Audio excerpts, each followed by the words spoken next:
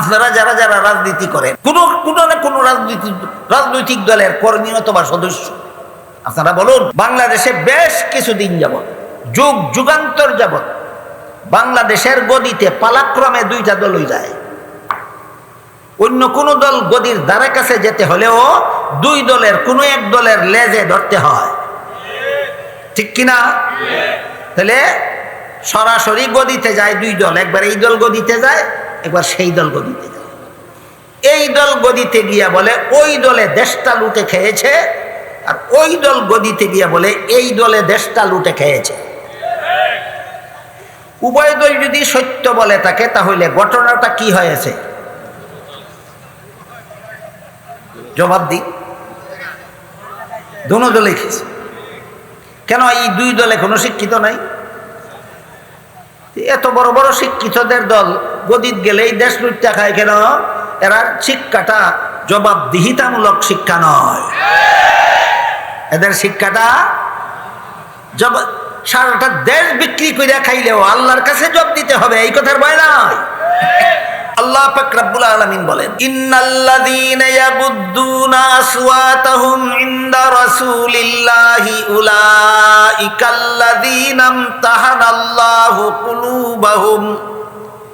ইমতাহানাল্লাহু কুলুবাহুম লিত্তাকওয়া লাহুম মাগফিরাতুন ওয়া আজরুন আযীম। আগেই বলেছি লাহুম মাগফিরাতুন, দুইটা শব্দ মনে রাখুন, সূরা হুজুরাতের 3 নম্বর আয়াতের শেষের দুইটা শব্দ লাহুম মাগফিরাতুন। রাসূলের সাহাবায়ে কেরামের অতীত জীবনের যত ভুল ত্রুটি গুনাহখাতা হয়েছিল, আল্লাহ সংশোধন করে দেওয়ার পর তারা 16 আনা সংশোধন হওয়ার কারণে আল্লাহ সন্তুষ্ট হয়ে তাদের সাধারণ ক্ষমার ঘোষণা প্রদান করেছে। এরপরও মুসলমানদের মধ্যে সাহাবা সমালোচনার আমদানি কুরআন হাদিসের শিক্ষার আলোকে হয়েছে, না কুখ্যাত মুনাফিক ইবনে সাবার মাধ্যমে হয়েছে? এই কথাটা বোঝার দরকার। কুরআনে আল্লাহ পরিষ্কার ভাষায় সাহাবাগণকে নির্দোষ বলে ঘোষণা করে দেওয়ার পরেও নবীর সাহাবাদেরকে দোষারোপ করার ভ্রান্ত মতবাদ কুরআন হাদিসের আলোকে নয়, কুখ্যাত মুনাফিক ইবনে সাবার ষড়যন্ত্রের মাধ্যমে হয়েছে। আল্লাহ বলেন, উলাইকাল্লাযীনা ইমতাহানাল্লাহু কুলুবাহুম, নবীর সাহাবাগণের অন্তরকে আল্লাহ পরীক্ষা করেছেন। তাহলে সাহাবাগণ হইলেন ছাত্র, রাসূল উস্তাদ, আর পরীক্ষক আল্লাহ। একটু আগে আমি বলেছি, আল্লাহ ইচ্ছা করলে যে রাসূলকে উস্তাদ বানালেন, সেই রাসূলকে এক্সামিনার বানাতে পারতেন। আপনি শিক্ষকতা করছেন, পরীক্ষাটাও আপনিই নিয়ে নিন। যদি আল্লাহ এমনটা করতেন, তাহলে যারা মুসলমান সমাজে আজকাল যারা খ্রিস্টানদের কাছ থেকে আমদানি করা মতবাদ নবীগণকে গুনাহগার বলে, মুসলমান সমাজে আজকাল যারা কুখ্যাত মুনাফিক ইবনে সাবার থেকে আমদানি করা মতবাদ সাহাবাদেরকে সমালোচনা করে, এরা বলতে পারত যে নবী স্বজন প্রীতিমূলক ভাবে নিজের সবগুলি ছাত্রকে ফার্স্ট ডিভিশন দিয়ে দিল। আসলে সবগুলি ছাত্র ফার্স্ট ডিভিশন পাওয়ার যোগ্য ছিল না। যোগ্য ছিল না বলে সাহাবাদের সমালোচনা করত, আর রাসূল স্বজন প্রীতিমূলক ভাবে তাদেরকে ফার্স্ট ডিভিশন দিয়ে দিয়েছেন বলে রাসূলকে দোষী সাব্যস্ত করত। এই দুইটা ফাঁক রাসূল সমালোচকদের, নবী সমালোচকদের এবং সাহাবা সমালোচকদের জন্য দুইটা ফাঁক থেকে যেত। আল্লাহ ফাঁকটা চিরতরে বন্ধ করে দিয়ে বলেন, উলাইকাল্লাযীনা ইমতাহানাল্লাহ, সাহাবা ছাত্র হলেও, নবী উস্তাদ হলেও পরীক্ষক হলাম স্বয়ং আমি আল্লাহ। এবার আল্লাহর পরীক্ষায় যদি নবীর সবগুলি ছাত্র ফার্স্ট ডিভিশন পায়, তাহলে আল্লাহও স্বজন প্রীতি করছে বললে তো সমাজে চিনে ফেলবে তুমি মুনাফিক, তুমি মুসলমান না। কাজে আল্লাহ স্বজন প্রীতি করেছে এমন কথা বলতেও পারবে না, আর এই সাহাবায়ে কেরাম ফার্স্ট ডিভিশনে ফাঁস করেছেন এটা আর অস্বীকারও করতে পারবে না। আল্লাহর পরীক্ষায় সমস্ত সাহাবাগণ ফার্স্ট ডিভিশনে ফাঁস করেছে, এই কথাটা আল্লাহ অন্য আয়াতে বলেছেন। আল্লাহ সেখানে বলেন, আস-সাবিকুনাল আউয়ালুনা মিনাল মুহাজিরিনা ওয়াল আনসার ওয়াল্লাযীনা ইত্তাবাউহুম বিইহসান রাদিয়াল্লাহু আনহুম ওয়া রাদু আনহু। আনসার সাহাবাগণ মুহাজির সাহাবাগণ এবং অন্যান্য সাহাবাগণ। আল্লাহ বলেন এরা এই উম্মতের মধ্যে নেক কাজে 1 নম্বর আল আউয়ালুন। আউয়ালুন, আউয়াল শব্দের বহুবচন, এর বাংলা হইল প্রথম, ইংরেজি হইল থার্ড। প্রথমের ইংরেজি থার্ড হয় না ফার্স্ট? কতজন সাহাবাদেরকে আল্লাহ এতে ফার্স্ট বলেছেন? সব সাহাবী আল্লাহর পরীক্ষায় ফার্স্ট ডিভিশনে পাস। সব সাহাবী আল্লাহর পরীক্ষায় ফার্স্ট ডিভিশনে পাস। পুরস্কার আল্লাহ বলেন রাদিয়াল্লাহু আনহুম, আল্লাহ তাদের প্রতি চিরকালের জন্য সন্তুষ্ট। নবীর সাহাবাদের প্রতি আল্লাহ চিরকালের জন্য সন্তুষ্ট। আল্লাহ যে পরীক্ষা নিলেন, সাহাবাগণ যে ফার্স্ট ডিভিশনে পাস করলেন, পরীক্ষার সাবজেক্ট কি ছিল? এই একটা কথা বলেই আমার বাকি কথা শেষ করতে চাই। রাসূল সাহাবাদেরকে লেখাপড়া করাইলেন 23 বছর। রাসূল সাহাবাদেরকে লেখাপড়া করাইলেন 23 বছর। এই 23 বছরে একটি মাত্র কিতাব পড়াইছেন, সেটা হইল আল কোরআন।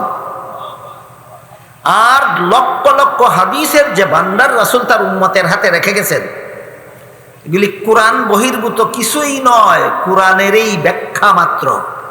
এই কথাটা আমাদের সকলের মনে রাখা দরকার। রাসূল সাহাবাদেরকে একটি কিতাব পড়াইছেন, লেখাইছেন, হাদিস, এগুলি কোরআনের ব্যাখ্যা মাত্র, কোরআন বহির্ভূত কিছুই নয়। এর একটা উদাহরণ শুনুন। আল্লাহ কোরআনের এক আয়াতে বলেছেন আইয়ামাম মাদুদাত, তোমরা রমজান মাসে কয়েকদিন রোজা রাখো। কয়েকদিন, কয়েকদিন বলতে কি কোনো সুনির্দিষ্ট সংখ্যা বুঝায়? বুঝায় না। কাজেই রমজান মাসে আমরা কতদিন রোজা রাখবো তার সংখ্যা তো আমরা কোরআনে পেলাম না। তাই হাদিস শরীফে রাসূল ব্যাখ্যা করে বলেন, যেই বছর রমজান মাসের 29 তারিখ বিকালবেলা ঈদের চাঁদ দেখা যাবে, সেই বছর 29 দিনেই হবে কয়েকদিনের ব্যাখ্যা। আর যেই বছর রমজান মাসের 29 তারিখ বিকালবেলা ঈদের চাঁদ দেখা যাবে না, সেই বছর 30 দিন হবে কয়েকদিনের ব্যাখ্যা। এবার বলুন, হাদিসগুলি আলাদা কিছু না কোরআনেরই ব্যাখ্যা মাত্র? এই কথাটা মনে রাখি। তাহলে মূল গ্রন্থ একটাই, কোরআন।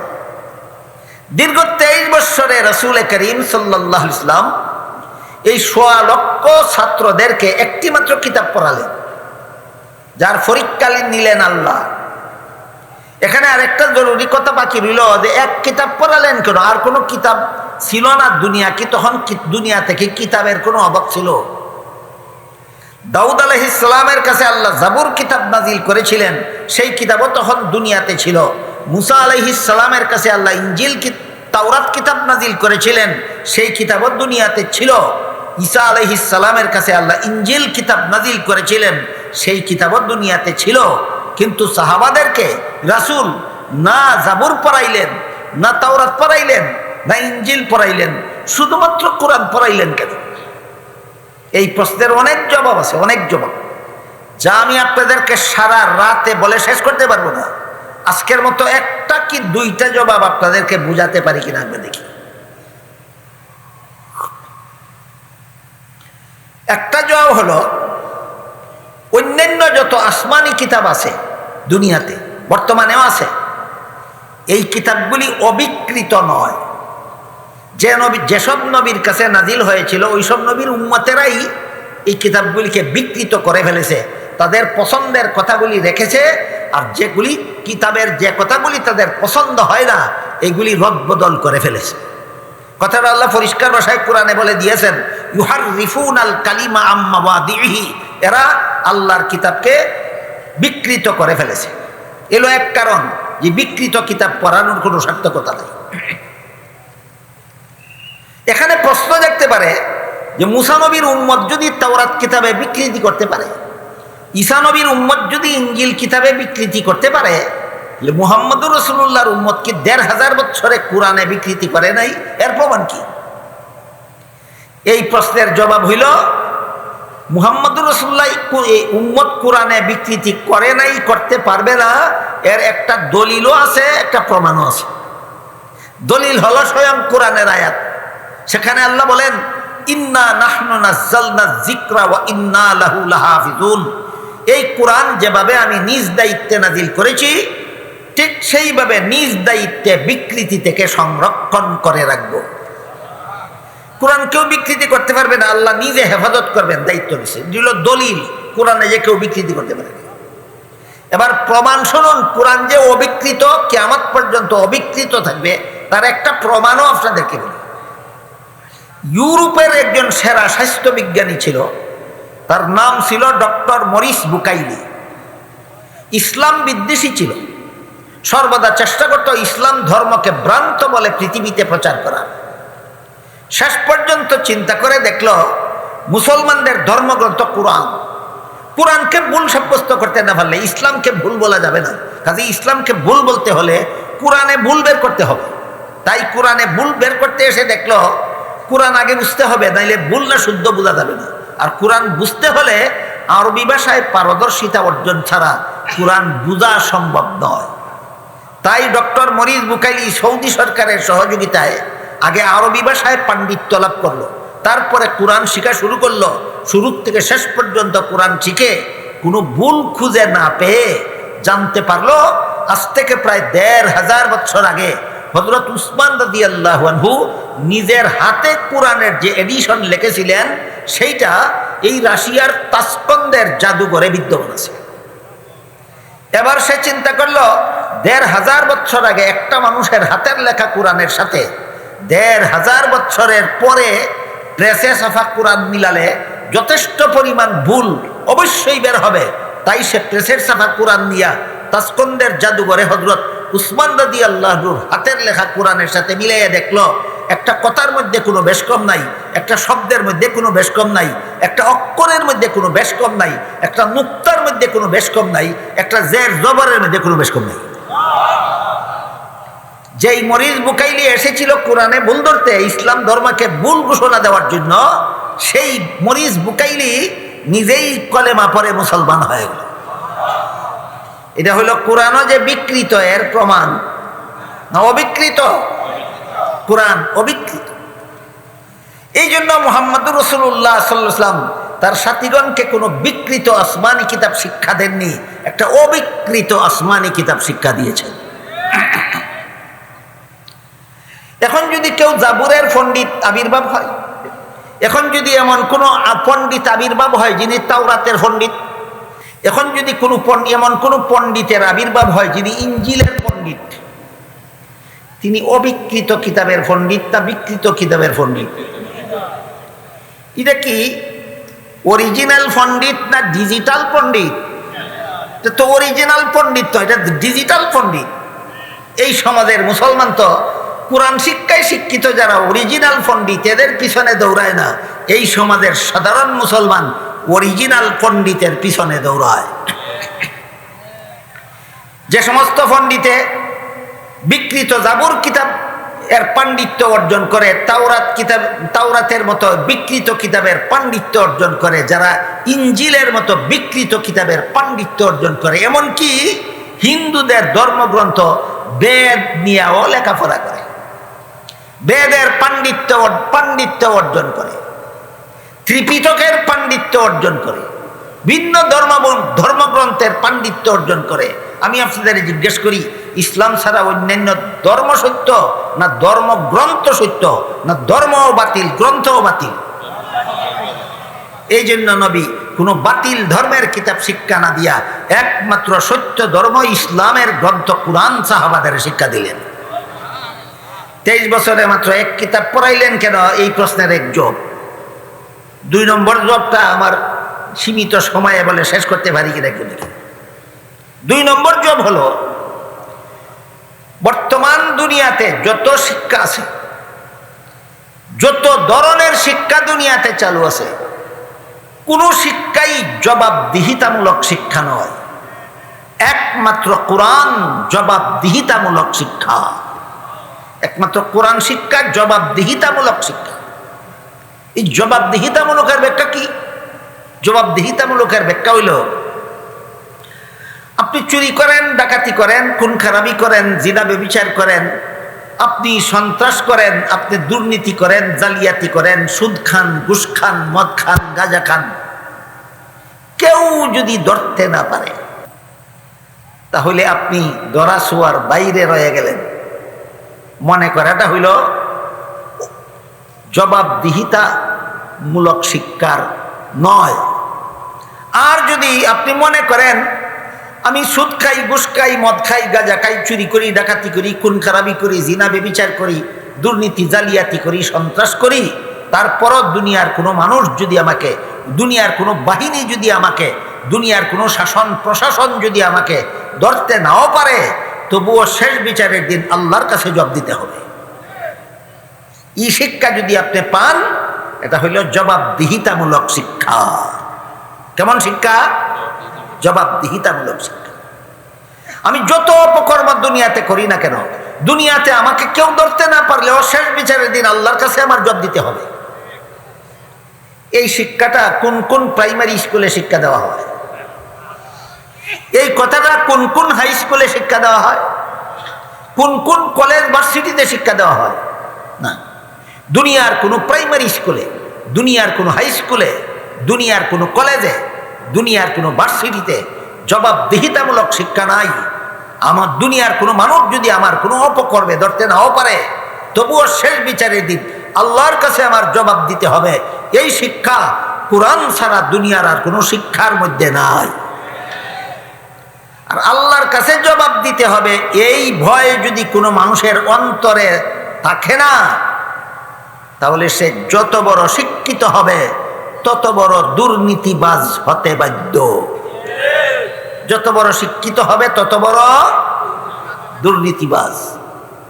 তাইলে একমাত্র কোরআন শিক্ষা দুনিয়ার আর কোন শিক্ষা মানুষকে দুর্নীতি মুক্ত করতে পারে? একটাও না, একটাও না। না কোনো প্রাইমারি স্কুলের শিক্ষা মানুষকে দুর্নীতি মুক্ত করতে পারে, না কোনো হাই স্কুলের শিক্ষা দুনিয়ার মানুষকে দুর্নীতি মুক্ত করতে পারে, না কোনো কলেজের শিক্ষা দুনিয়ার মানুষকে দুর্নীতি মুক্ত করতে পারে, না কোনো ভার্সিটির শিক্ষা দুনিয়ার মানুষকে দুর্নীতি মুক্ত করতে পারে। একমাত্র কোরআন শিক্ষা করতে পারে মানুষকে দুর্নীতি মুক্ত। বরং আল্লাহর কাছে জবাব দিতে হবে জীবনের সকল কাজের। এই ভয় যাদের অন্তরে থাকে না, তারা যত বড় শিক্ষিত হয় তত বড় দুর্নীতিবাজ হয়। যত বড় শিক্ষিত হয় তত বড় দুর্নীতিবাজ হয়। আপনাদের নবী আপনাদেরকে দুর্নীতিবাজ উম্মত বানাবার জন্যই একটা মাত্র কিতাব পড়াইছে, না দুর্নীতিমুক্ত উম্মত বানাবার জন্য। এটা হইল 2 নম্বর জবাব। এটা হইল 2 নম্বর জবাব। সারা জীবনে এক কিতাব পড়াইলেন কেন? 1 নম্বর জবাব তো গেল আগে। 2 নম্বর জবাব হইল সারা জীবনে মাত্র এক কিতাব পড়াইছেন। এই কিতাবের পরেই শুধু দুর্নীতিমুক্ত ব্যক্তি গড়ার শিক্ষা। কোরআন শিক্ষাই দুর্নীতিমুক্ত পরিবার গড়ার শিক্ষা। কোরআন শিক্ষাই দুর্নীতিমুক্ত সমাজ গড়ার শিক্ষা। কোরআন শিক্ষাই দুর্নীতিমুক্ত দেশ গড়ার শিক্ষা। একমাত্র কোরআন শিক্ষাই দুর্নীতিমুক্ত পৃথিবী গড়ার শিক্ষা। কোরআন শিক্ষার কোনো প্রভাব যার অন্তরে পড়ে না, মুসলমান হোক আর অমুসলমান হোক, কোরআন শিক্ষার প্রভাবে যার অন্তর জবাবদিহিতামূলক অনুভূতি যার অন্তরে জাগে না, সে মুসলমান হইলেও যত বড় শিক্ষিত হবে তত বড় দুর্নীতিবাজ হতে বাধ্য। আর অমুসলমান হইলে তো আর কথাই নাই। ব্যাপারটা আপনাদেরকে বোঝাবার জন্য একটা উদাহরণ দিই। উদাহরণ দিতে গিয়ে আমাকে যেন কেউ ভুল না বোঝেন, এই জন্য আমি আমার ব্যক্তিগত ব্যাপারটা আগে ক্লিয়ার করি। আমি ব্যক্তিগতভাবে কোনো রাজনৈতিক দলের সদস্য নই, এটা আমার ব্যক্তিগত ব্যাপার। এখানে আপনারা কেউ প্রশ্ন করবেন না। আপনারা যেমন যার যে দল ইচ্ছা করার অধিকার রাখেন, আমারও কোনো দল না করার অধিকার আছে। আমার ব্যক্তিগত ব্যাপারটা ক্লিয়ার করার পরে এবার বলতেছি, আপনারা যারা যারা রাজনীতি করেন, কোনো না কোনো রাজনৈতিক দলের কর্মী অথবা সদস্য, আপনারা বলুন, বাংলাদেশে বেশ কিছুদিন যাবৎ, যুগান্তর যাবৎ বাংলাদেশের গদিতে পালাক্রমে 2টা দলই যায়। অন্য কোনো দল গদির ধারে কাছে যেতে হলেও 2 দলের কোনো এক দলের লেজে ধরতে হয়, ঠিক কিনা? তাহলে সরাসরি গদিতে যায় দুই দল, একবার এই দল গদিতে যায়, একবার সেই দল গদিতে যায়। এই দল গদিতে গিয়া বলে ওই দলে দেশটা লুটে খেয়েছে, আর ওই দল গদিতে গিয়া বলে এই দলে দেশটা লুটে খেয়েছে। উভয় দল যদি সত্য বলে থাকে তাহলে ঘটনাটা কি হয়েছে জবাব দিই। দোনো দলে খেয়েছে। কেন এই দুই দলে কোনো শিক্ষিত নাই? এত বড় বড় শিক্ষিতদের দল গদিত গেলেই দেশ লুটটা খায় কেন? এরা শিক্ষাটা জবাবদিহিতামূলক শিক্ষা নয়। এদের শিক্ষাটা সারাটা দেশ বিক্রি করে খাইলেও আল্লাহর কাছে জবাব দিতে হবে, এই কথার ভয় নাই। এজন্য বলেছি জবাবদিহিতামূলক শিক্ষা একমাত্র কোরআন শিক্ষা। এর প্রভাব যাদের অন্তরে পড়ে না, এরা মুসলমান হোক আর অমুসলমান হোক, যত বড় শিক্ষিত হবে তত বড় দুর্নীতিবাজ হতে বাধ্য। এবার জবাবদিহিতামূলক শিক্ষার প্রভাব যাদের অন্তরে পড়ে, এরা বিন্দু মাত্র দুর্নীতি করার সাহস করতে পারে না। এদের জীবনই দুর্নীতিমুক্ত জীবন গঠন হয়। এই জন্য আল্লাহর রাসূল সারা জীবনে এক কিতাব পড়াইছেন উম্মতকে দুর্নীতিমুক্ত উম্মত বানাবার জন্য। এর এক দুইটা উদাহরণ যদি কয়েক মিনিটে দিয়ে শেষ করতে পারি, একটু চেষ্টা করে দেখি। একটা উদাহরণ হলো হযরত ইউসুফ আলাইহিস সালামের সাথে জিনা ব্যভিচার করার জন্য জুলাইখা একটা খাস কামরায় নিয়ে গেছিল, যেই কামরাটা রাজকীয়ভাবে সুসজ্জিত। সেখানে ইউসুফ এবং জুলাইখা দুইজন ছাড়া দুনিয়ার আর কোনো মানুষ ছিল না। ইউসুফ আলাইহিস সালাম সেই কামরার ভিতরে ঢুকে দেখলেন কামরার এক পাশে পর্দা দ্বারা কোনো একটা কিছু ঢেকে রাখা হয়েছে। ইউসুফ আলাইহিস সালাম জুলাইখাকে জিজ্ঞাসা করলেন, কামরার এক পাশে পর্দা দিয়ে কি ডেকে রেখেছ? জুলাইখা বলে, আমি যেই মূর্তিটার পূজা করি সেইটা ডেকে রেখেছি। কি ডেকে রেখেছে? ইউসুফ বলেন, তুমি তো এটার পূজাই করো, ডেকে রাখলা কেন? জুলাইখা বলে, এখন আমি তোমার সাথে জিনা করব। পরিষ্কার কথা, এখন আমি তোমার সাথে ব্যভিচার করব। তাই পূজার মূর্তির সামনে জিনা করতে আমার লজ্জা হয়, তাই মূর্তিটা ডেকে রেখেছি যেন নির্বিঘ্নে আমি জিনাটা করতে পারি। ইউসুফ আলাইহিস সালাম জিজ্ঞাসা করলেন, ও আমাকে রেখেছ? না ডেকে জিনা করলে কি মূর্তি দেখে ফেলবে? ইউসুফ প্রশ্ন করলেন, মূর্তির সামনে আমার সাথে জিনা করলে কি মূর্তি দেখে ফেলবে? জুলাইখা বলে, না, না ডাকলেও দেখবে না। ইউসুফ বলেন, যেটাকে ডাকলেও দেখে না, না ডাকলেও দেখে না, এটাকে ডাকার দরকার কি? কথা বুঝতে পারতেছেন তো আপনারা? ডাকলেও দেখে না, না ডাকলেও দেখে না, তাহলে ডাকার কি দরকার? জুলাইখা বলে যে আমার মূর্তির সামনে জিনা করলেও দেখে না, কথাটা ঠিক আছে, কিন্তু যে কারিগরে মূর্তিটা বানাইছে চোখের মধ্যে দেখার ভঙ্গি দিয়ে বানাইছে। চোখের মধ্যে দেখার ভঙ্গি আছে, এই ভঙ্গিটার কারণেই আমার লজ্জা হয়। ইউসুফ আলাইহিস সালাম বললেন, তোর পূজার মূর্তি শুধু চৌকের মধ্যে দেখার ভঙ্গি আছে, আসলে দেখে না। তারপরে যদি এটার সামনে আমার সাথে জিনা করতে তোর লজ্জা হয়, আমার আল্লাহ যে আসলেই দেখে, সেই আল্লাহর সামনে কোন সাহসে আমি তোর সাথে জিনা করতে পারি? হযরত ইউসুফ আলাইহিস সালামের শিক্ষা ছিল জবাবদিহিতামূলক ছাড়া না জবাবদিহিতামূলক। আল্লাহর কাছে কি জবাব দেব তোর সাথে জিনা করলে? তাহলে ইউসুফ নবীর শিক্ষা সকল নবীর শিক্ষা জবাবদিহিতা ছাড়া না জবাবদিহিতামূলক শিক্ষা। এখানে এসে কেউ মনে মনে ভাবতে পারে ইউসুফ আলাইহিস সালামের মতো এত শক্তিশালী ঈমান তো আমাদের নাই, আমরা দুর্বল ঈমানের অধিকারী সাধারণ মুসলমান, আমরা কিভাবে জবাবদিহিতামূলক শিক্ষার প্রভাবে প্রভাবান্বিত হতে পারি?